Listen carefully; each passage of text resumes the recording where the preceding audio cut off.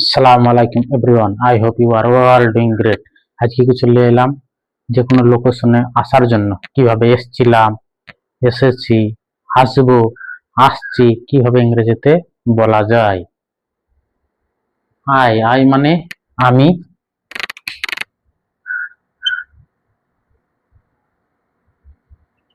আমি, ইউ মানে তুমি, তুমি, দে, উই উই মানে আমরা,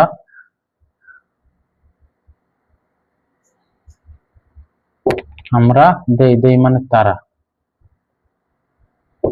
দে দে মানে তারা, আই মানে আমি, উই মানে ইউ মানে তুমি, উই উই মানে আমরা, দে দে মানে তারা।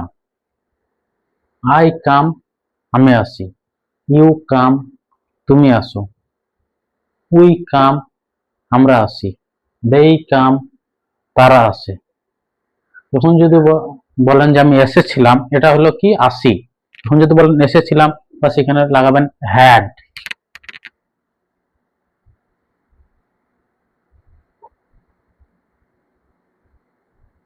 হ্যাড আমি এসেছিলাম, আই হ্যাড কাম আমি এসেছিলাম, ইউ হ্যাড কাম তুমি এসেছিলে, উই হ্যাড কাম আমরা এসেছিলাম, দে হ্যাড কাম তারা এসেছিল।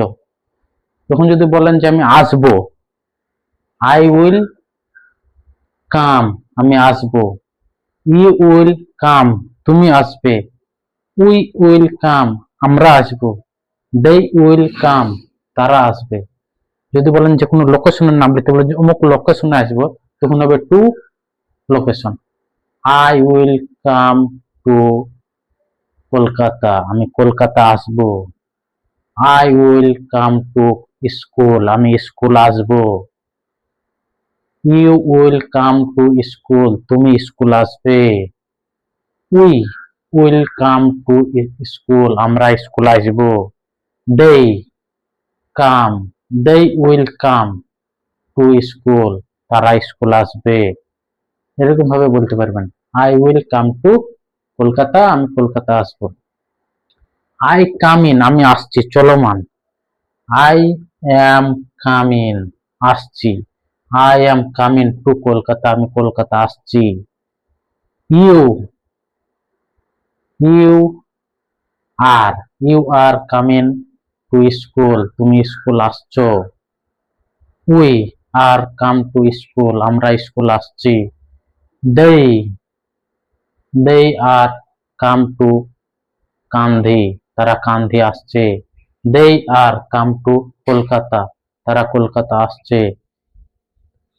তো ভিউয়ার্স, এরকম ভাবে আপনারা ইংরেজির ভাষা বলতে পারবেন। যে কোনো জায়গায় আসি, কিভাবে আসি এইরকম ভাবে ইংরেজিতে বলতে পারবেন। যে আই মানে আমি, ইউ মানে তুমি, উই মানে আমরা, দে মানে তারা। আই হ্যাড কাম আমি এসেছিলাম, আর আই কাম আমি আসি, আই উইল কাম আমি আসবো, আই কাম ইন আমি আসছি, ইউ আর কাম ইন তুমি আসছো। তারপরে টু প্লাস খালাস।